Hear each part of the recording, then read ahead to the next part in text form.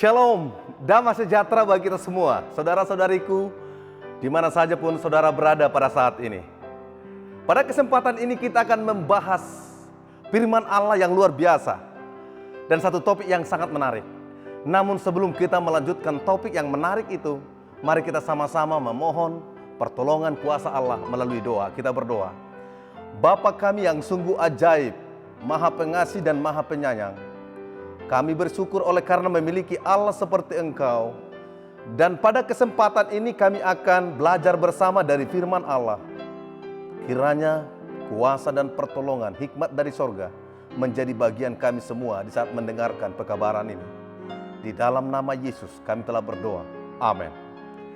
Saudara-saudaraku yang sungguh dikasihi oleh Tuhan Yesus Kristus, topik yang akan kita bahas pada kesempatan ini tentang irama kehidupan. Irama kehidupan yang tentunya akan kita ketahui bersama apa yang firman Allah katakan kepada kita masing-masing dalam melewati perjalanan hidup kita di bawah kolong langit ini. Saya mengambil teks Alkitabnya dari Pengkhotbah 3 ayat 1 yang berbunyi demikian. Untuk segala sesuatu ada masanya, untuk apapun di bawah langit ada waktunya. Luar biasa. Sedikit latar belakang dari buku Pengkhotbah, mayoritas mengakui bahwa ini ditulis oleh Raja Salomo. Dan buku Pengkhotbah ini diprediksi, dicatat, diakui akhir hidup dari Raja Salomo itu sendiri. Yang artinya penulis ini, Pengkhotbah 3 ayat 1 ini memiliki segudang pengalaman. Pengalaman yang dewasa dalam mengarungi irama kehidupan di dunia yang fana ini. Itu sebabnya raja ini menyebutkan, untuk segala sesuatu ada masanya. Untuk apapun di bawah langit ada waktunya. Lebih jauh, raja ini menyebutkan ada waktu untuk membunuh, ada waktu untuk menyembuhkan, ada waktu untuk merombak, ada waktu untuk membangun, ada waktu untuk menangis, ada waktu untuk tertawa, ada waktu untuk meratap, ada waktu untuk menari, ada waktu untuk membuang batu, dan waktu untuk mengumpulkan batu, ada waktu untuk memeluk, ada waktu untuk menahan diri dari memeluk, dan ada waktu untuk mencari, ada waktu untuk membiarkan rugi, ada waktu untuk menyimpan, ada waktu untuk membuang, ada waktu untuk merobek, ada waktu untuk menjahit, ada waktu untuk berdiam diri, ada waktu untuk berbicara, ada waktu untuk mengasihi, ada waktu untuk membenci, dan ada waktu pula untuk berperang, ada waktu untuk damai. Irama kehidupan. Raja ini menyebutkan, saudara-saudari, bahwa irama kehidupan ada perubahan. Untuk melanjutkan pelajaran ini, kita akan mengetahui lebih jauh bagaimana Allah menciptakan kita pertama kali. Allah menyebutkan pada mulanya. Pada mulanya Allah menciptakan saudara dan saya. Pada mulanya sungguh amat baik. Sungguh amat baik, saudara. Tetapi irama kehidupan sejak saudara dan saya lahir, atau nenek moyang kita lahir di dunia ini, Adam dan Hawa, yang begitu sempurna, berjalannya waktu, menjalani irama kehidupan, jatuh ke dalam dosa. Nenek moyang kita yang pertama, Adam dan Hawa, akhirnya kita ikut terseret dalam peristiwa-peristiwa perubahan kehidupan sekarang ini. Allah merancang kita begitu sempurna, saudara-saudara. Dan Allah menciptakan kita penuh dengan keteraturan. Irama kehidupan yang dimaksud di sini oleh pengkhotbah adalah bahwa kita memiliki pengalaman-pengalaman hidup sejak lahir sampai kita mengalami kematian. Apa yang saudara dan saya catat dalam perjalanan hidup saudara dan saya dalam menjalani kehidupan kita di dunia ini. Raja Salomo mengingatkan kita, segala sesuatu ada waktunya, ada waktu lahir, ada waktu meninggal, dan lain sebagainya. Dan Raja Salomo seorang yang berpengalaman mengarungi kehidupan yang begitu banyak liku-liku kehidupan yang telah Raja Salomo lalui. Dalam menjalani irama kehidupan, ada hal-hal yang kita tidak duga terjadi. Saudara-saudari masih ingat bagi yang suka belajar firman Allah tentang seorang yang setia kepada Tuhan yang bernama Ayub. Ayub tidak pernah menyangka akan terjadi irama kehidupan yang sangat menyakitkan dalam perjalanan hidupnya. Tetapi hal itu terjadi.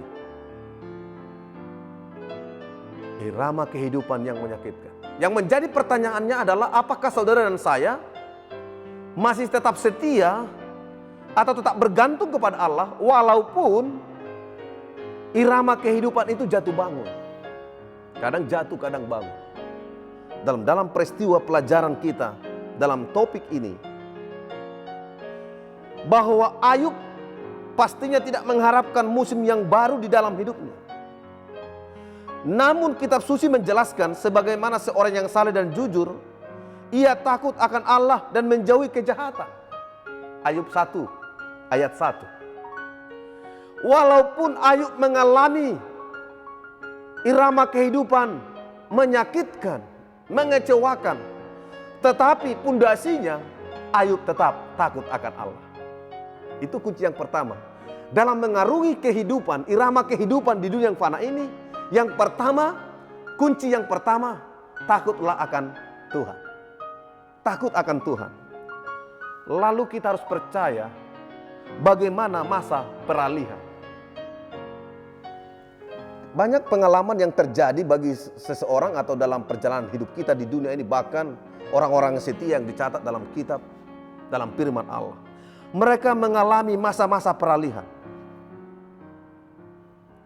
Seperti Saulus yang pada akhirnya diganti namanya menjadi Paulus. Apa yang terjadi, saudara kasih? Sementara Saulus menyerahkan diri sepenuhnya kepada kuasa Roh Kudus yang meyakinkan, ia melihat kesalahan dari kehidupannya dan mengenal tuntutan-tuntutan yang luas dari hukum Allah. Ia yang menjadi orang Farisi yang sombong, yakin akan pembenaran oleh perbuatan yang baik, sekarang tunduk di hadapan Allah dengan kerendahan dan kesederhanaan seorang anak kecil. Mengaku ketidaklayakannya sendiri dan memohon jasa juru selamat yang telah tersalib dan bangkit itu. Saulus rindu untuk datang ke dalam keselarasan sepenuhnya dan persatuan dan dengan Bapa dan Anak. Dan di dalam kehebatan kerinduannya untuk keampunan dan penerimaan, ia mempersembahkan permohonan yang sungguh-sungguh kepadanya. Ada masa-masa peralihan. Bisa saja kita pernah gagal, jatuh dalam dosa. Tetapi dalam irama kehidupan yang Tuhan mau dari saudara dan saya adalah kita harus terima masa peralihan ini dari yang kurang baik menjadi baik, seperti yang Paulus alami dalam kehidupannya. Saudaraku, adalah satu hal yang sangat indah juga mengalami kehidupan yang penuh dengan pengalaman di dunia ini. Salah satu yang membuat kita kuat untuk menjalani irama kehidupan di dunia ini adalah berinteraksi.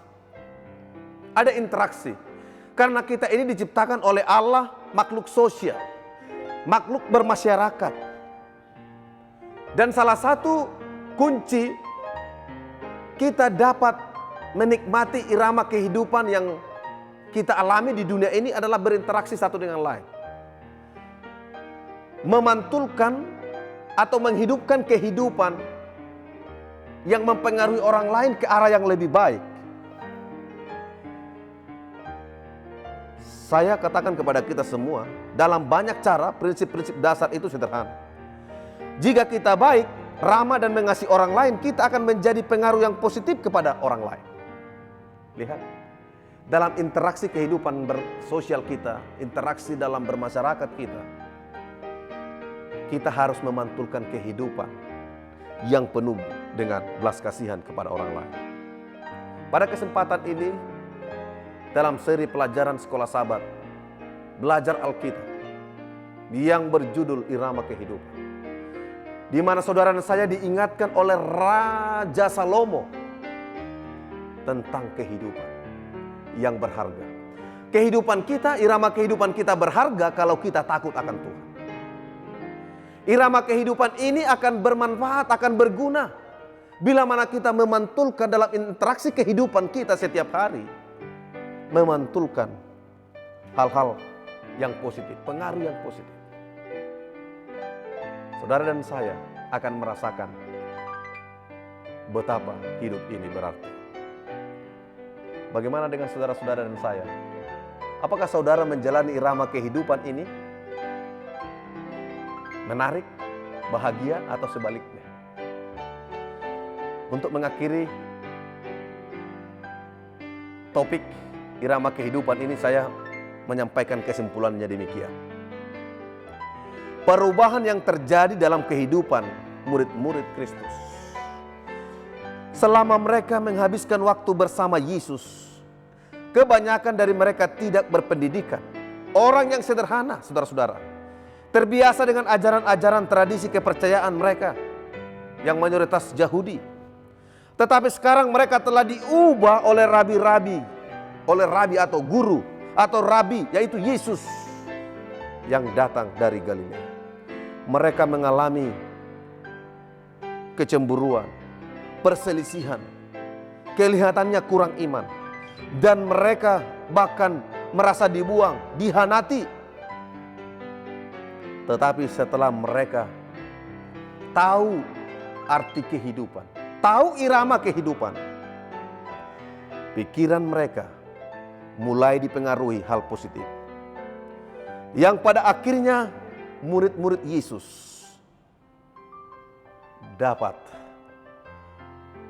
mengatakan bahwa hidup itu adalah indah dan berarti. Ajakan kami pada kesempatan ini, marilah kita semua menjalani irama kehidupan kita di dunia ini penuh dengan kebahagiaan oleh karena kita takut akan Tuhan. Damai sejahtera dari Tuhan Yesus Kristus menyertai kita semua. Sampai ketemu di topik yang lain. Tuhan Yesus memberkati. Amin. Mari kita berdoa. Tuhan, terima kasih. Waktu yang singkat ini kami sudah gunakan untuk mengetahui rancangan Tuhan yang terbaik bagi kami. Dengan topik irama kehidupan, Tuhan mengingatkan kami masa-masa perubahan dalam perjalanan kehidupan kami. Tetapi kami diingatkan, bila mana kami takut akan Tuhan, hidup kami akan berarti. Dan pengaruh hidup kami akan mempengaruhi orang menjadi orang-orang yang baik dan takut akan Engkau. Di dalam nama Yesus kami berdoa. Amin.